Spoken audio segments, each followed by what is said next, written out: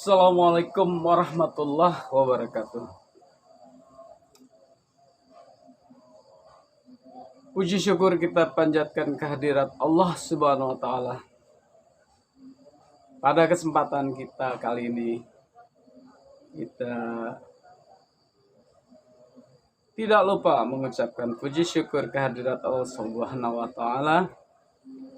Begitu banyak limpahan rahmat, rezeki, kesehatan kepada kita yang tidak dapat diukur dengan apapun. Salawat dan salam kita aturkan kepada junjungan kita Nabi besar Muhammad sallallahu alaihi wasallam, pada keluarga, kepada sahabat, kepada tabi'in, dan kepada umatnya sampai akhir zaman. Adik-adik yang dirahmati Allah Subhanahu wa taala, kita bertemu kembali pada kajian mata kuliah Islam dan Sains atau Islam dan Ilmu Pengetahuan.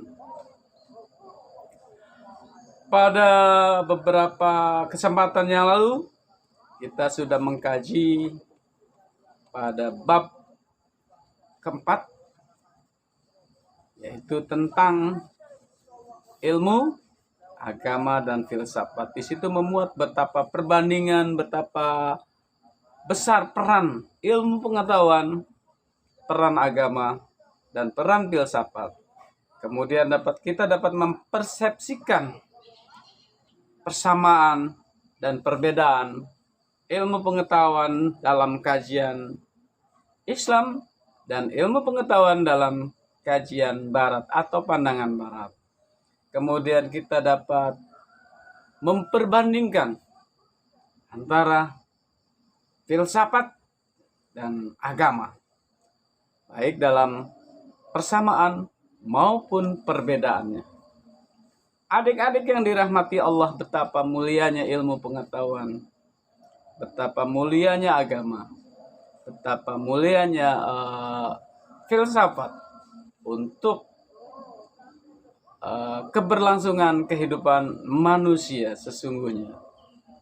Adik-adik, ilmu pengetahuan tanpa diimbangi iman kepada Allah Subhanahu wa taala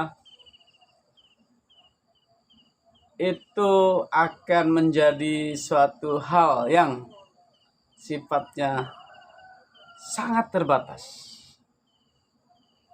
Karena ilmu pengetahuan dalam pandangan Barat itu hanya mengandalkan pada hal-hal yang sifatnya empiris, hal-hal yang sifatnya dapat diukur oleh akal, dapat diobservasi, dapat diteliti di laboratorium, nyata, dapat diraba, dapat dirasa. Tapi itu pandangan ilmu pengetahuan Barat. Selain itu, maka tidak disebut ilmu pengetahuan. Adik-adik, maka agama melengkapi bahwa hal-hal yang sifatnya metafisik, non-fisik, itu kita yakini keberadaannya. Dan itu sebagai bagian daripada ilmu pengetahuan. Di mana dijelaskan dalam filsafat, di situ mencari kebenaran. Kebenaran yang sifatnya lahiriah maupun kebenaran sifatnya yang tidak tampak. Jadi di sini sangat peran daripada ilmu pengetahuan, agama, dan filsafat itu sangat luar biasa. Adik-adik yang dirahmati Allah Subhanahu wa taala, pada kesempatan kali ini kita akan memasuki pada bab yang kelima tentang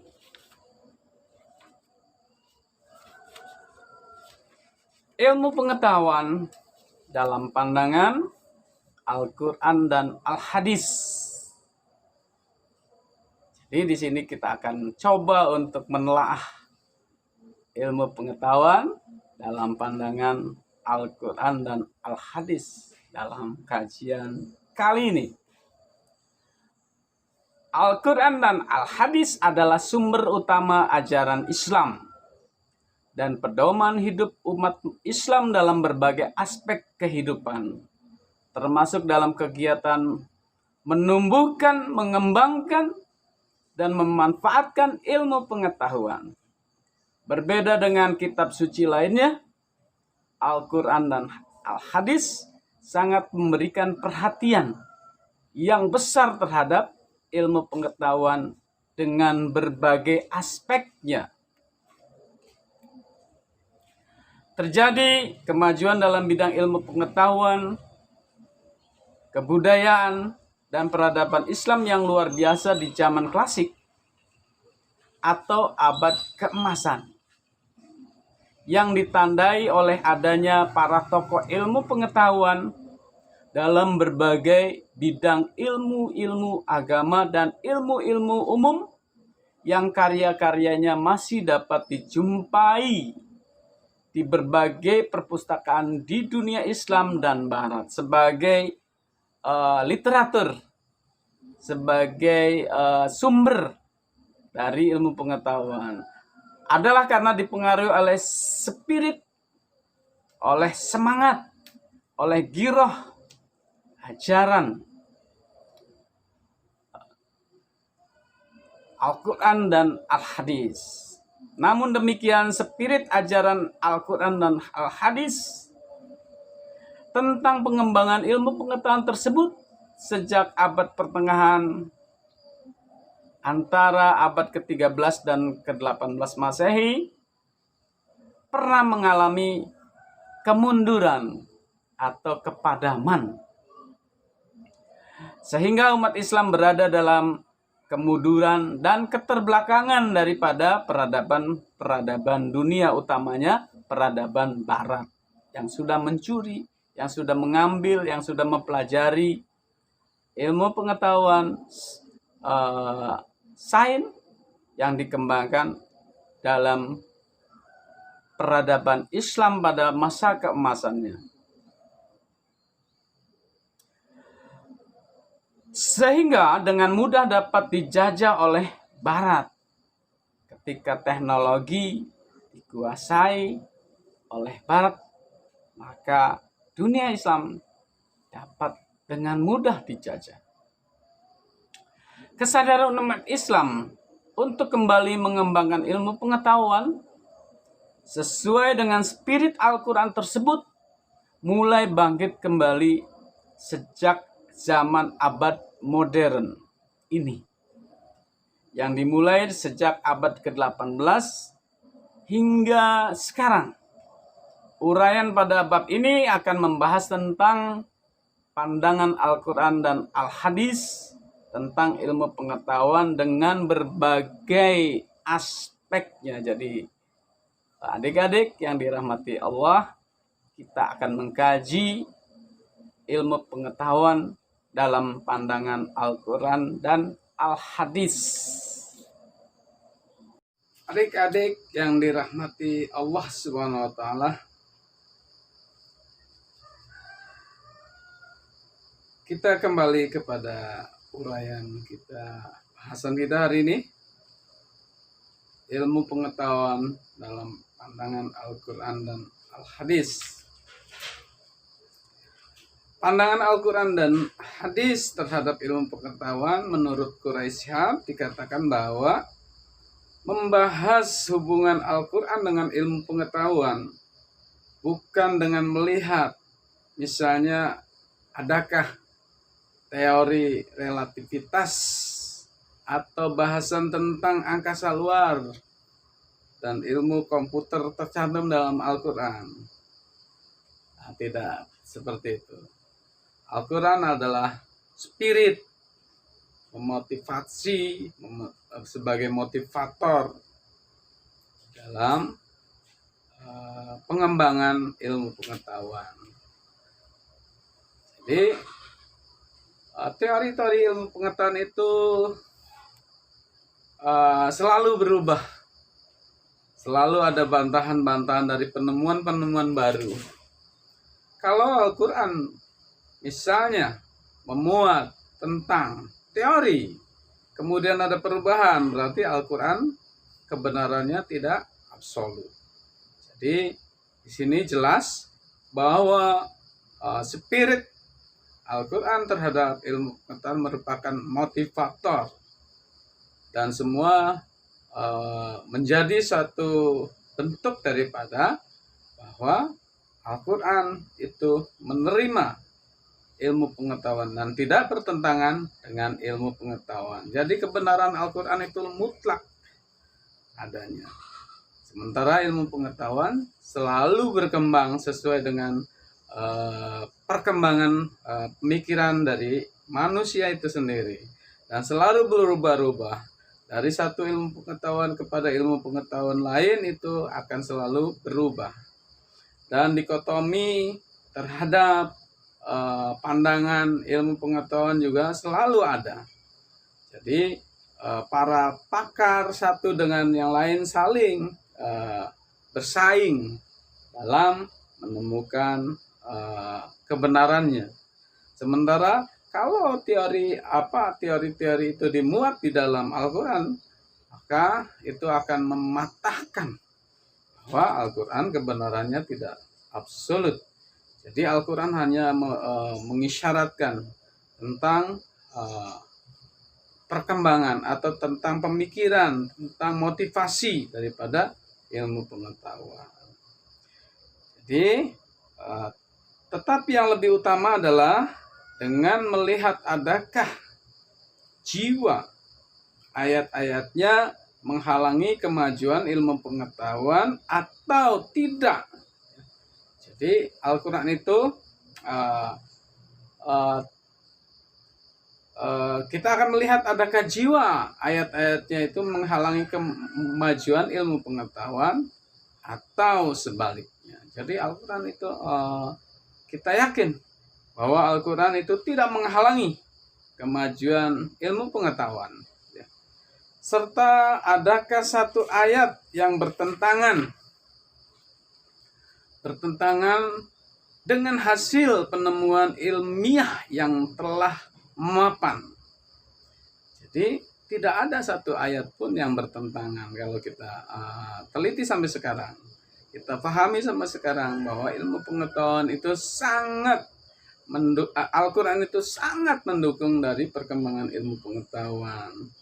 Dengan kata lain, melihat hubungan Al-Quran dengan ilmu pengetahuan dilakukan dengan meletakkannya pada sisi psikologi sosialnya.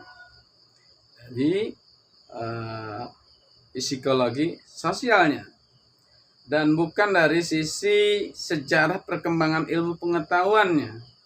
Jadi ini jelas ya, bahwa perkembangan ilmu pengetahuan dilakukan dengan meletakkan pada sisi psikologi sosialnya, bukan dari sejarah perkembangan ilmu pengetahuannya.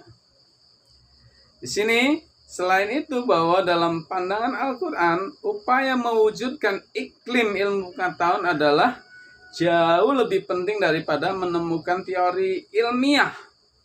Jadi pandangan terhadap iklim ilmu pengetahuan itu adalah jauh lebih penting daripada menemukan teori ilmiah. Di sini jelas, karena mewujudkan iklim ilmu pengetahuan, para ahli yang menemukan teori itu akan mengalami nasib seperti Galileo, ya, yang menjadi korban dari penemuannya.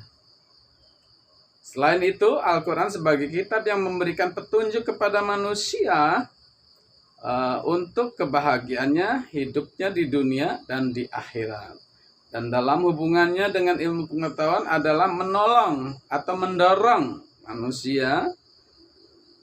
manusia seluruhnya untuk menggunakan akal pikirannya, serta menambah ilmu pengetahuan sebisa mungkin dengan cara menjadikannya observasi atas alam semesta sebagai alat untuk percaya kepada setiap penemuan baru atau teori ilmiah untuk dicarikan dalilnya di dalam Al-Quran, ya, untuk dibenarkan atau dibantahnya. Jadi di sini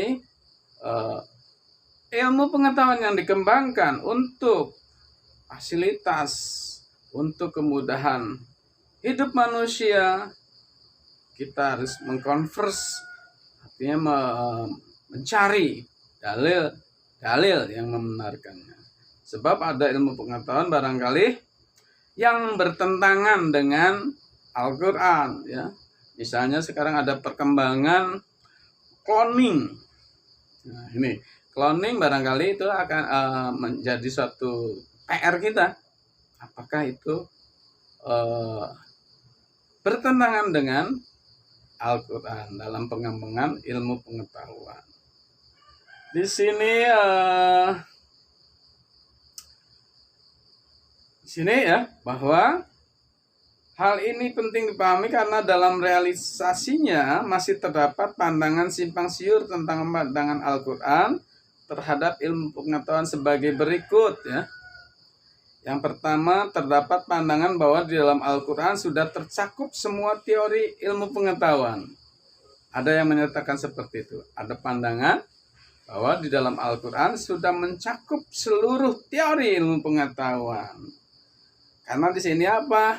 Karena di sini menunjukkan teori, misalnya teori gratifikasi, gravitasi bumi, kemudian relativitas, kemudian anatomi, kemudian ada fisika di dalam Al-Quran, ya, menunjukkan itu. Kemudian ada kimia, kemudian ada biologi, kemudian ada ilmu sosial, psikologi, politik, ekonomi, kemudian teori budaya, dan lain-lain sebagainya. Di sini dianggap sudah ada di dalam Al-Quran, ya. Jadi ciri ayat-ayat atau tanda-tanda daripada ilmu pengetahuan itu sudah dijelaskan dalam Al-Quran.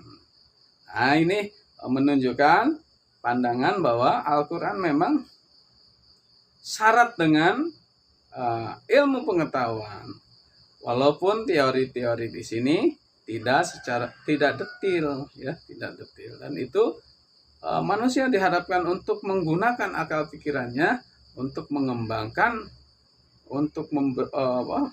mengembangkan daripada akal pikirannya dalam ilmu pengetahuan. Yang dirahmati Allah Subhanahu wa Ta'ala, tadi satu bentuk daripada teori yang pertama bahwa semua teori ilmu pengetahuan itu terdapat di dalam Al-Quran, sangat jelas, ya. Itu pandangan, ya. Kemudian ada pandangan yang kedua bahwa terdapat pandangan bahwa antara perkembangan ilmu pengetahuan dan Al-Quran tidak ada hubungannya sama sekali, katanya. Tidak ada hubungannya sama sekali. Ilmu pengetahuan berdasarkan hasil panca indera. Ini pandangannya, alasannya. Ilmu pengetahuan berdasarkan hasil panca indera, memberdayakan kekuatan akalnya untuk mengembangkan satu pengetahuan dalam bentuk teori. Kemudian di sini dan akal pikirannya terhadap fenomena alam dan fenomena sosial, ya. Sedangkan Al-Quran berdasarkan wahyu Allah Subhanahu wa Ta'ala. Dengan demikian antara agama dan ilmu pengetahuan tidak ada hubungannya menurut paham ini, ya. Menurut paham ini tidak ada hubungannya. Oleh sebab itu umat Islam tidak usah ragu-ragu menerima ilmu pengetahuan dari manapun karena tidak ada hubungannya dengan agama, ya. Pendapat yang demikian berakibat terjadinya sikap sekulerisme dalam Islam.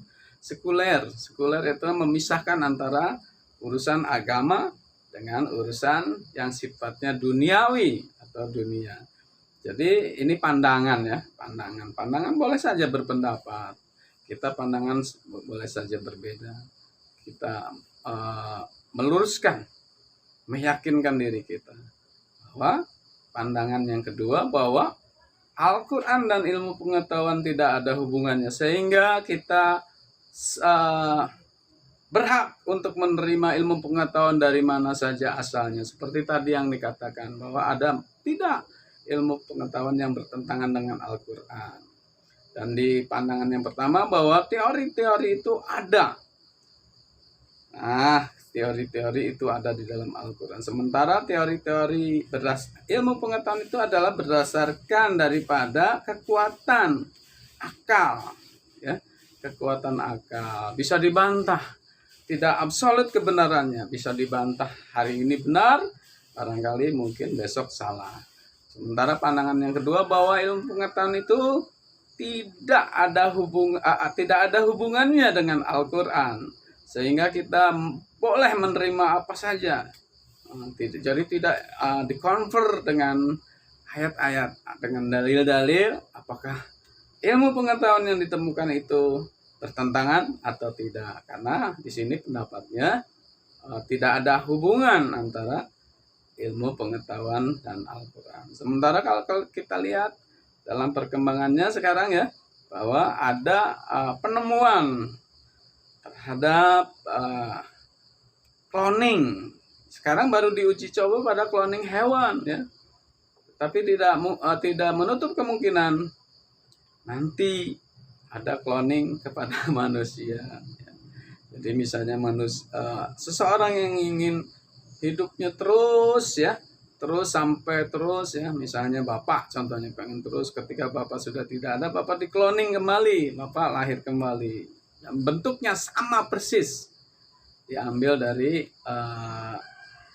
beberapa bagian daripada tubuh ya, kemudian dikembangkan, dikloning artinya dikembarkan, berlanjut kemudian dikloning kembali. Apakah itu bertentangan dengan Al-Quran atau tidak? Sebab kalau nanti seperti itu, penemuannya seperti itu, barangkali tentang kematian itu tidak akan dipercaya kembali, karena ada kehidupan lagi, dilahirkan lagi. Jadi itu pandangan yang kedua. Pandangan yang ketiga adalah bahwa di dalam Al-Quran terdapat isyarat-isyarat. Jadi ada isyarat, tanda, ayat, isyarat. Kemudian ada petunjuk ya, dan dorongan dari ayat Al-Quran yang memerintahkan seluruh umat manusia ya, untuk mengembangkan berbagai macam ilmu pengetahuan dengan modal otaknya, dengan modal akalnya, pemberian Allah. Jadi sesungguhnya kalau kita kembali kepada iman kita, artinya keyakinan kita kepada agama kita, bahwa kita diciptakan Allah ya. Kemudian akal diciptakan Allah. Berarti ilmu pengetahuan adalah dikembalikan kepada asalnya dari Allah ya. Jadi tidak ada yang namanya terpisahnya antara agama dan ilmu pengetahuan ya. Jadi seluruh rangkaian daripada kehidupan ini terikat pada aturan agama, aturan iman ya, bahwa semata-mata manusia itu hanya diberi akal ya. Kemudian akal itu mengembangkan, dan tapi kita jangan sampai artinya mengandalkan seluruhnya pada akal. Nanti kita akan tidak yakin dengan keberadaan Allah itu sendiri ya, karena kita mengandalkan akal. Dengan demikian yang diperlukan bukan dilihat dari banyaknya berbagai teori dalam Al-Quran, tetapi dari segi spiritnya atau dorongannya atau motivasinya ya. Al-Quran memotivasi untuk mengembangkan, untuk mengamati yang ada di dalam jagat raya ini, untuk dikembangkan dalam bentuk ilmu pengetahuan. Dengan cara demikian maka setiap orang akan mengkaji Al-Quran dengan sungguh-sungguh dan akan menghasilkan berbagai temuan ilmiah ya. Namun demikian temuan-temuan tersebut agar tidak dimutlakkan, agar tidak diabsolutkan kebenarannya ya. Jadi dan tidak dianggap sebagai satu-satunya kebenaran, melainkan dianggap sebagai sebuah temuan yang bersifat temporer, ya, bersifat temporer. Jadi, dan masih dapat diperbarui selanjutnya sampai, ya, sampai pada titik, ya. Titiknya kapan? Titiknya pada hari kiamat barangkali, karena pada saat itulah kehidupan kita berakhir dan ilmu pengetahuan tetap berkembang sampai sejauh itu. Kita banyak contoh-contohnya, ya, bahwa perkembangan ilmu pengetahuan itu selalu berubah-ubah, selalu menemukan pendapat-pendapat atau teori-teori baru, ya. Dan para pakarnya selalu ada dikotomi, saling bersaing, saling menyalahkan, dan mengatakan bahwa pendapatnya lah yang paling benar. Pandangan yang selanjutnya kita lihat, pandangan yang keempat, bahwa pandangan Al-Quran dan Al-Hadis terdapat ilmu pengetahuan lebih lanjut dapat dilihat dari segi nama, sifat, karakteristik, kandungan, keistimewaan, asal-usul, proses turun dan lainnya dari Al-Quran sebagai berikut. Dari segi namanya, misalnya di sini Al-Quran atau Alkitab sudah memberi inspirasi tentang perlunya mengembangkan ilmu pengetahuan. Al-Quran secara harfiah berasal dari kosakata qoro'a, ya, qoro'a, yang berarti membaca. Kita dianjurkan untuk membaca semua elemen yang ada di dalam jagat raya ini. Membaca tubuh kita, membaca pikiran kita, disuruh membaca.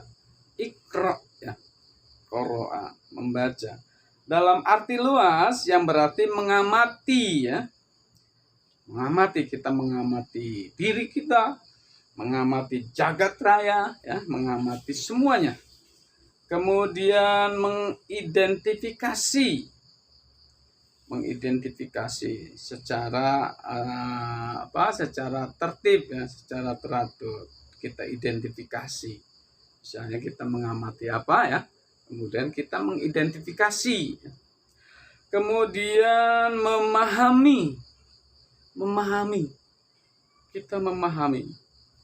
Kemudian mengkategorisasi, ya. Kemudian membandingkan, antara satu dengan yang lainnya, kita bandingkan.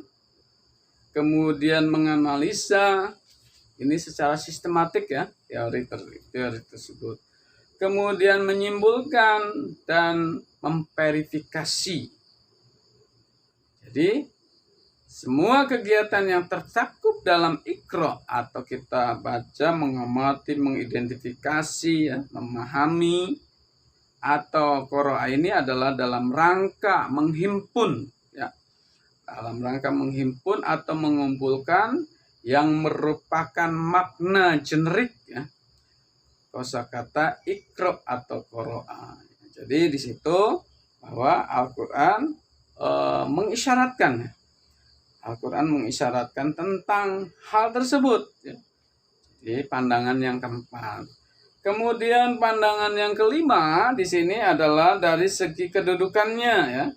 Al-Quran merupakan bukti atau hujjah tentang kerasulan Nabi Muhammad Sallallahu Alaihi Wasallam dan bukti kemukjizatannya, mukjizat, karena tidak ada yang bisa membuat satu ayat pun, dan sudah dibuktikan tidak ada yang bisa membuat satu ayat pun seperti Al-Quran. Jadi mukjizat ini bukan hal yang dapat disepelekan, bahwa Al-Quran seperti puisi. Coba pernah ditantang waktu itu, tidak ada yang dapat membuat satu ayat pun seperti Al-Quran. Kemudian terkait dengan kemukjizatan Al-Quran ini, Syekh Yusuf Al-Hajj Ahmad mengatakan sebagai berikut, ya. Di sini dikatakan Allah Subhanahu wa taala menguatkan para nabi dan rasulnya dengan mukjizat-mukjizat yang menjadi bukti otoritatif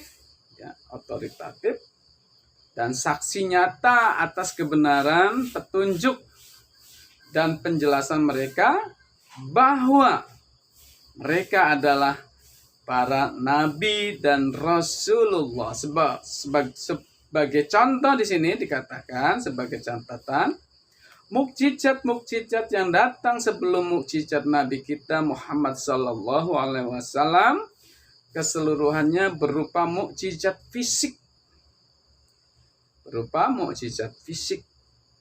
ya, yang berbasis pada perlampauan kebiasaan manusia, bersifat perlampauan terhadap kebiasaan manusia. Sementara mukjizat Nabi Muhammad Sallallahu Alaihi Wasallam sebagai pamungkas Nabi dan Rasul, katakan di sini, merupakan mukjizat imaterial yang berbasis pemikiran dan retorika.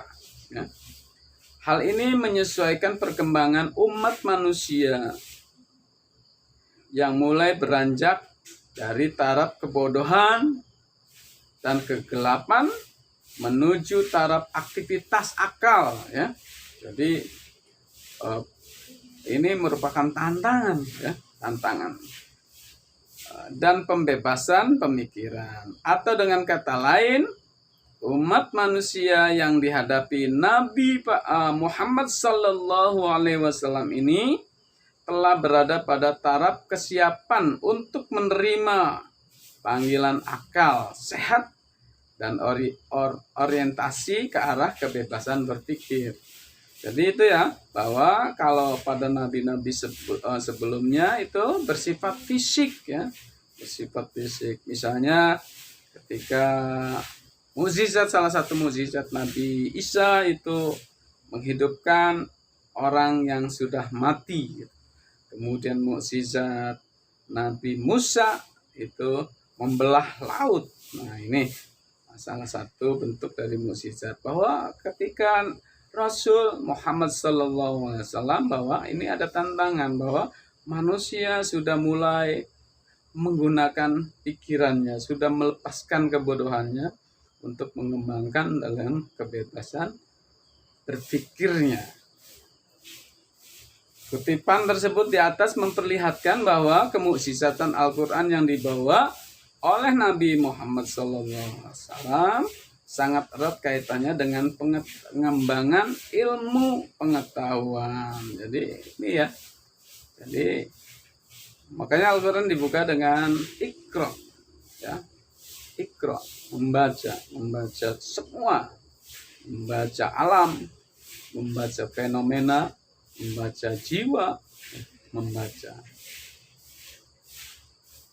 Dirahmati Allah Subhanahu wa taala.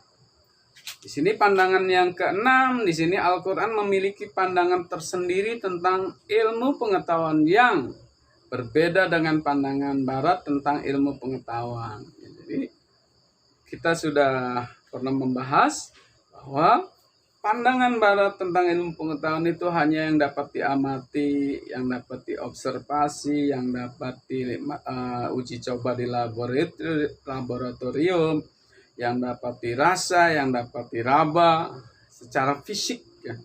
Itu pandangan Barat, ya.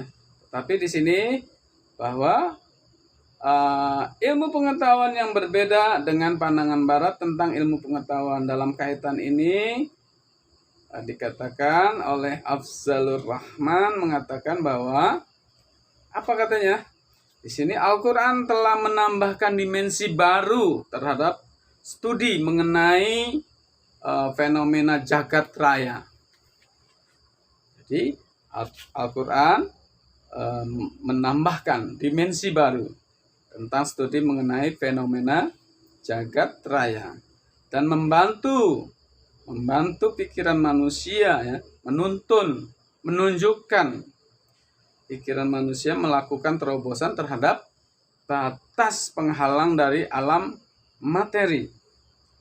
Jadi Al-Quran membantu pemikiran manusia dalam terobosan terhadap batas penghalang dari alam materi. Al-Quran menunjukkan bahwa materi bukanlah sesuatu yang kotor dan tanpa nilai,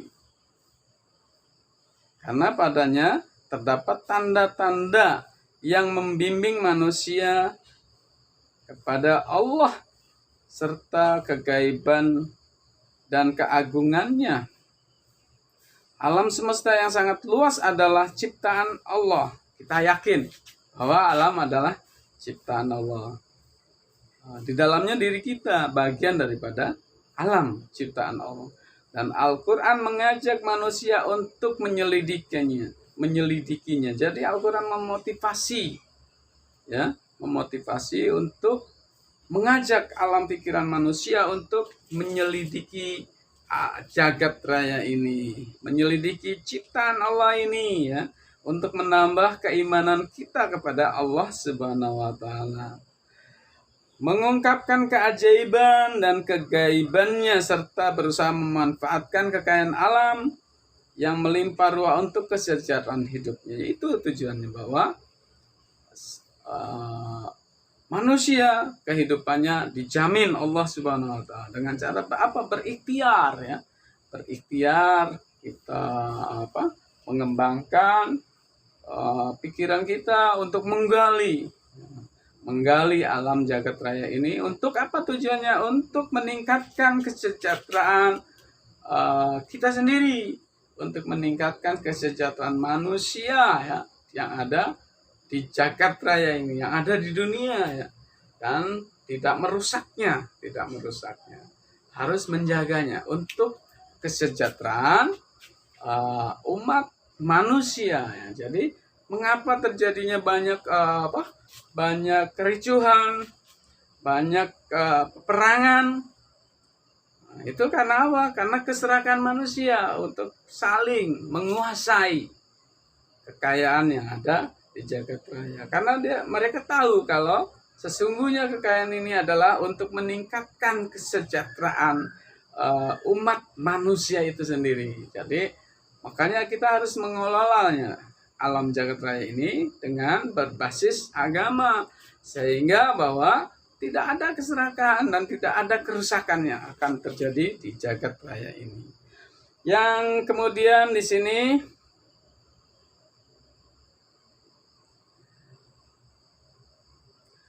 yang pandangan yang ketujuh di sini, bahwa apabila seseorang mengakui Al-Quran akan mempunyai pandangan tertentu terhadap kehidupan di dunia ini, dan tidak ada alasan untuk meragukan bukti ini. Untuk itu adalah merupakan kewajiban, ya, kewajiban untuk menerima fakta yang lain berdasarkan fakta tersebut, yakni Al-Quran menyodorkan kepada manusia tentang asas-asas dan petunjuk tertentu, ya. Jadi Al-Quran memberi petunjuk untuk pengembangan daripada ilmu pengetahuan. Untuk apa sesungguhnya ilmu pengetahuan? Adalah untuk kebaikan, ya. Karena itu. Tetapi orang-orang yang tidak memiliki dasar religius, barangkali ilmu pengetahuan bisa saja diselewengkan untuk berbuat selain kebaikan. Jadi ada saja, ya. Kemudian di sini yang ke-8, dengan sifat dan karakter keilmuan yang demikian, Al-Quran telah mengeluarkan umat penggembala kambing menjadi umat yang berbudaya. Kemudian mampu memegang kunci sejarah, menjadi khalifah, ya, mengatur dekat ilmu pengetahuan tersebut untuk mengatur, menjadi khalifah, mewakili Allah atas percayaan di dunia ini, ya. Mampu memimpin dunia dan terpandang di mata bangsa yang lain. Jadi kita mampu bersaing untuk kebenaran dengan dasar ilmu pengetahuan. Jangan pengetahuan untuk menindas bangsa yang lain. Itu tidak seperti itu tujuan ilmu pengetahuan, ya. Jadi senjata yang ditemukan oleh satu negara kuat barangkali untuk menindas negara-negara yang lemah, yang memiliki sumber daya alam yang banyak, yang melimpah. Nah, itu penyelewengan ilmu pengetahuan. Yang selanjutnya ke-9, tanpa argumentasi teologis, siapapun harus mengalah dan mengakui bahwa Al-Quran telah membuktikan diri sebagai sesuatu yang mampu menciptakan peradaban dan tradisi menulis yang sangat tinggi. Jadi Al-Quran telah menciptakan peradaban, ya, peradaban dan menulis yang sangat tinggi, ya, tradisi menulis yang sangat tinggi. Dari Al-Quran berbagai produk dan karya telah memenuhi jutaan rak, telah menjadi referensi yang ada di dunia ini, di berbagai perpustakaan, ya. Kemudian ini bukti, ya, bahwa semua ini muncul karena adanya kesadaran, adanya kebenaran dan keyakinan, ya, keyakinan bahwa Al-Quran adalah bukan hanya sekedar kalam Allah, ya, tapi juga menjadi kitab suci umat Islam, petunjuk. Ini bukti bahwa di sini terkait dengan pandangan Al-Quran dan hadis terhadap ilmu pengetahuan. Jadi Al-Quran itu menginspirasi siapapun untuk memiliki, untuk mengembangkan, untuk meneliti, ya, untuk meneliti dalam karya ilmu pengetahuan yang tujuannya adalah untuk kebaikan, untuk kesejahteraan, untuk kemaslahatan umat manusia yang ada di muka bumi ini. Adik-adik yang dirahmati Allah Subhanahu wa taala. Selanjutnya kita akan bahas istilah-istilah ilmu dalam Al-Quran dan Al-Hadis yang lain, ya. Yang pertama di sini bahwa yang pertama adalah ilmu, ya, ilmu. Jadi di sini istilah-istilah ilmu dalam Al-Quran dan Al-Hadis memuat kata ilmu. Kemudian yang kedua adalah al-hikmah, ya, al-hikmah. Di sini kosakata al-hikmah berasal dari hakama yahkumu hikman wa hikmatan, dan jamaknya hikam, yang berarti mengetahui yang benar. Kemudian istilah-istilah yang ketiga adalah di sini al-wahyu. Ini al-wahyu di sini yang artinya adalah mengajarkan. Jadi kosakata al-wahyu berarti berasal dari kata wahayahi, wahyan, yang berarti mengajarkan, menunjukkan sesuatu kepadanya. Misalnya di sini Allah mengilhamkan sesuatu ke dalam hatinya. Jadi istilah-istilah yang ketiga adalah al-wahyu. Selanjutnya dari istilah-istilah ilmu dalam Al-Quran dan Al-Hadis yang selanjutnya adalah al-bayan.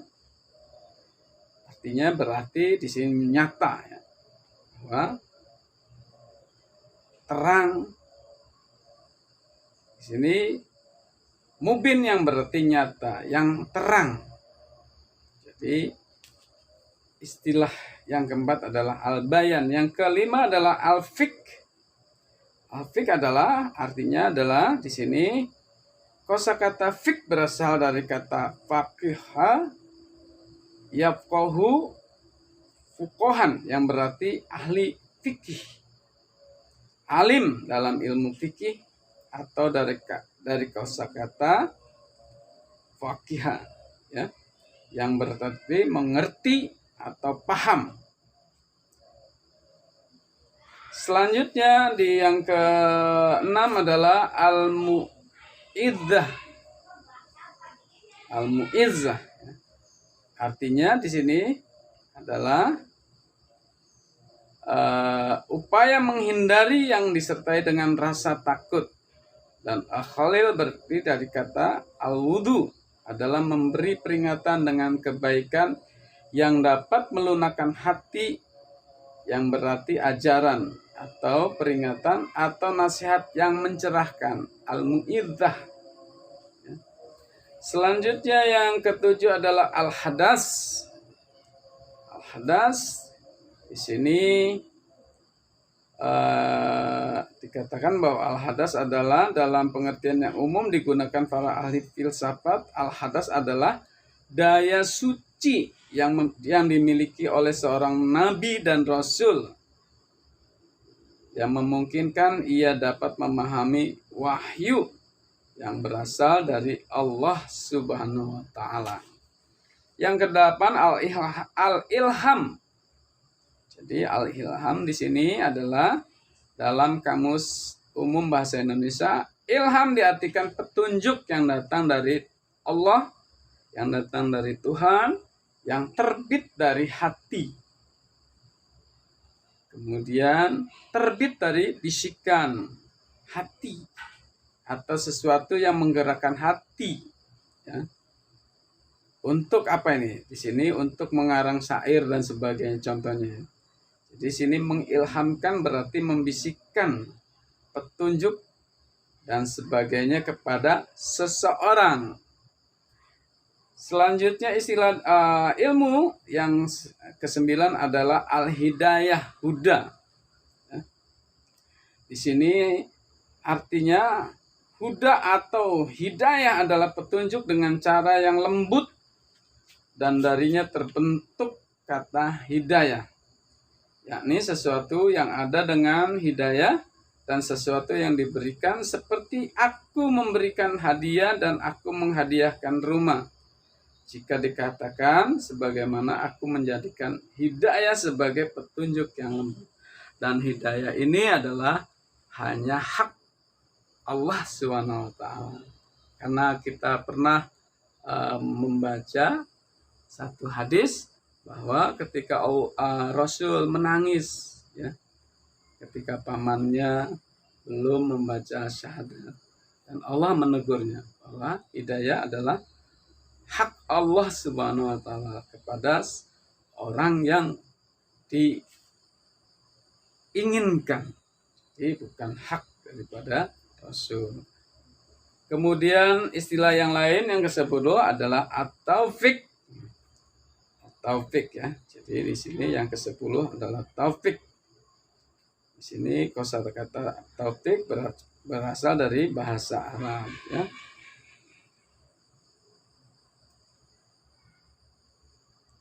Jadi itulah 10 istilah-istilah yang dikembangkan atau dikemukakan di dalam Al-Quran dan hadis, ya. Yang kita di sini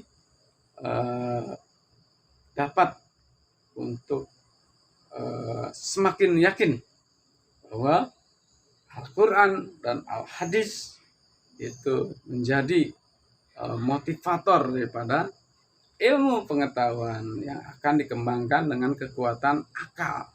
Dan ilmu pengetahuan melahirkan teori-teori.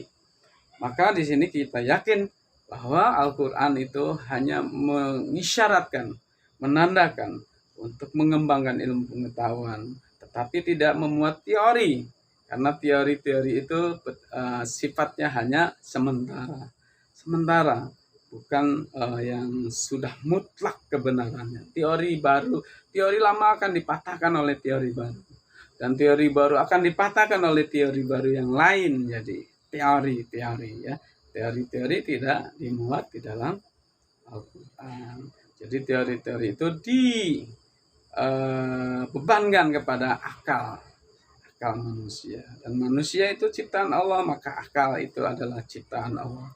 Dan sesungguhnya pengembangan dari akal itu menemukan teori-teori ilmu pengetahuan. Maka ilmu pengetahuan adalah ciptaan Allah. Kita harus yakin itu, adik-adik yang dirahmati Allah Subhanahu wa taala.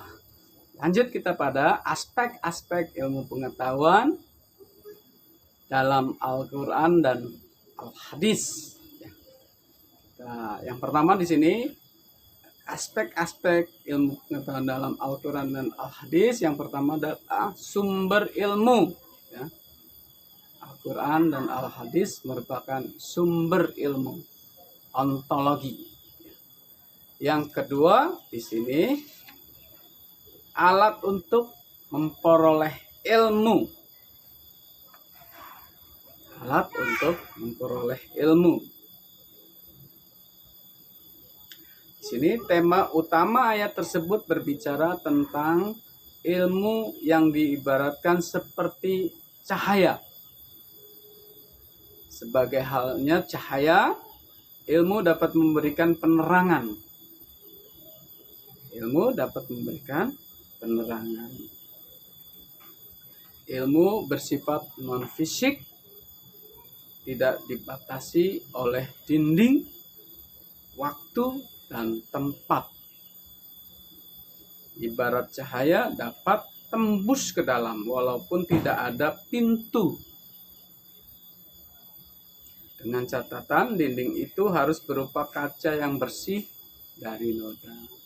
Kalau kita diibaratkan dinding, maka kita harus seperti kaca yang bersih tanpa noda, maka kita harus membersihkan diri kita agar supaya ilmu pengetahuan masuk, nembus ke dalam diri kita.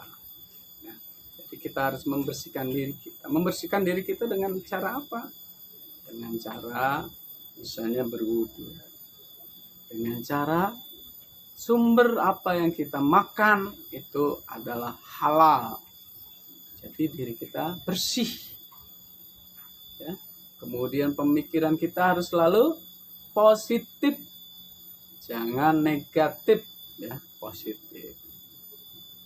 Kita harus menerima perbedaan-perbedaan. Jadi positif. Kemudian aspek yang ketiga adalah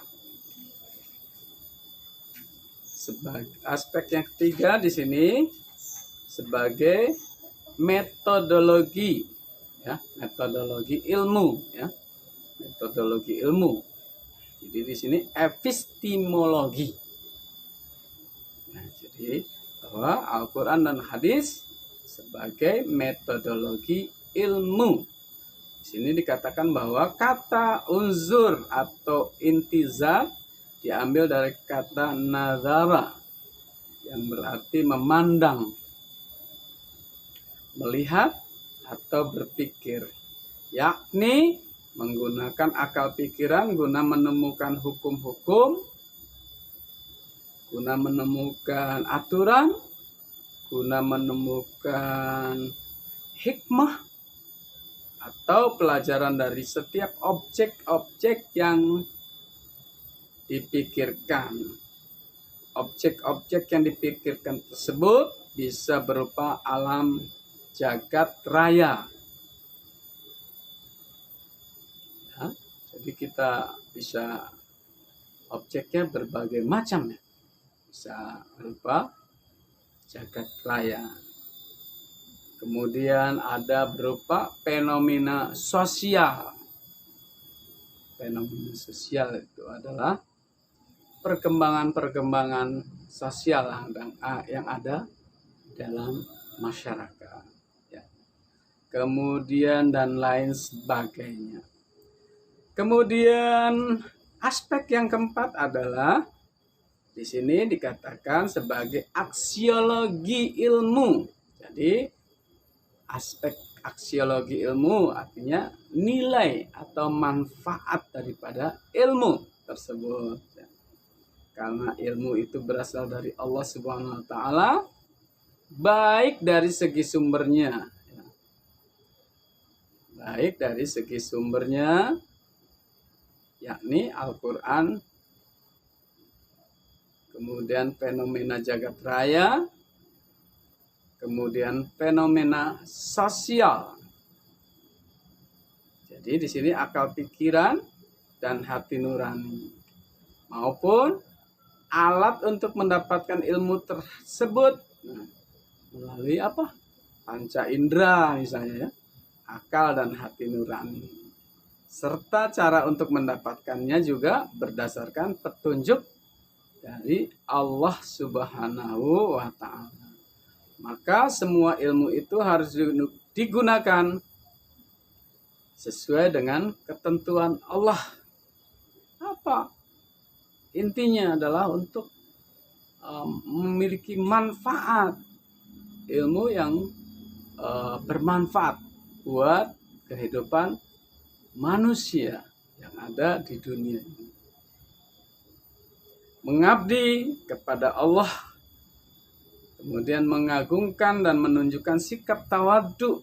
Tawadu tidak sombong. Jadi menunjukkan sifat tawadu, bukan tawar duit, tapi tawadu adalah sifat-sifat tidak sombong, lembut, sopan, santun, punya etika, tawadu, dan takut melanggar larangan-larangan Allah Subhanahu wa Ta'ala.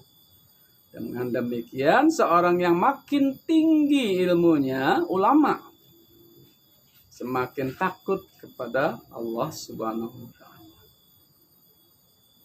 Semakin baik akhlaknya, semakin lebih mengenal Allah Subhanahu wa Ta'ala. Adik yang dirahmati Allah Subhanahu wa Ta'ala, sebagai penutup dari kajian kita kali ini, maka Bapak berharap supaya pengembangan dari pemikiran kajian ini kita saling berpendapat, saling berdiskusi di kolom komentar ya. Nanti bukan hanya Bapak yang menjawab ya. Nanti kita akan coba untuk menjawab daripada kolom komentar ini, tapi adik-adik terlibat. Misalnya si A bertanya tentang satu hal, mungkin temannya bisa menjawab, bisa mewakili menjawab. Saya Pak yang akan menjawab. Jadi adik-adik terlibat dalam diskusi ini. Jadi supaya pemikiran kita semakin berkembang. Kemudian adik-adik, ilmu kebenaran itu datangnya dari Allah Subhanahu wa Ta'ala. Kita harus yakin ilmu dan kebenaran datangnya dari Allah Subhanahu wa Ta'ala. Maka apabila ada penyampaian hal-hal yang tidak sesuai dengan yang sebenarnya, silahkan dikomentari. Kemudian Bapak sebagai pembimbing atau pengampu dari mata kuliah ilmu dan sains atau ilmu dan ilmu pengetahuan ini minta maaf yang sebesar-besarnya. Apabila ada istilah-istilah yang salah sebut, boleh dikritiki ya. Jadi bebas kita untuk mengembangkan pemikiran ini, adik-adik ya. Jadi Bapak sangat terbuka terhadap masukan-masukan yang memang wajib dikritik, silahkan disampaikan. Jangan malu-malu, jangan takut-takut, kita berdiskusi bersama ya. Baik adik-adik, mudah-mudahan pertemuan kali ini menjadi sesuatu hal yang memiliki manfaat ya. Memiliki manfaat. Jadi waktu yang sangat bermanfaat. Kemudian kita saling mendoakan untuk semua, pada diri kita, kepada teman-teman, sahabat, orang tua, guru-guru kita, kemudian kepada kaum muslimin dan muslimat. Semoga tetap menjaga kesehatan supaya kita tetap sehat, supaya kita terhindar dari wabah penyakit yang sedang melanda dunia ini ya. Mudah-mudahan kita tetap sehat, iman kita semakin mantap dan kuat, semakin yakin, dan kita menjadi manusia-manusia pilihan yang bermanfaat bagi diri kita, bagi keluarga kita, dan bagi lingkungan kita. Amin, mudah-mudahan seperti itu. Amin. Billahi taufik wal hidayah. Assalamualaikum warahmatullahi wabarakatuh. Sampai ketemu lagi di lain kesempatan.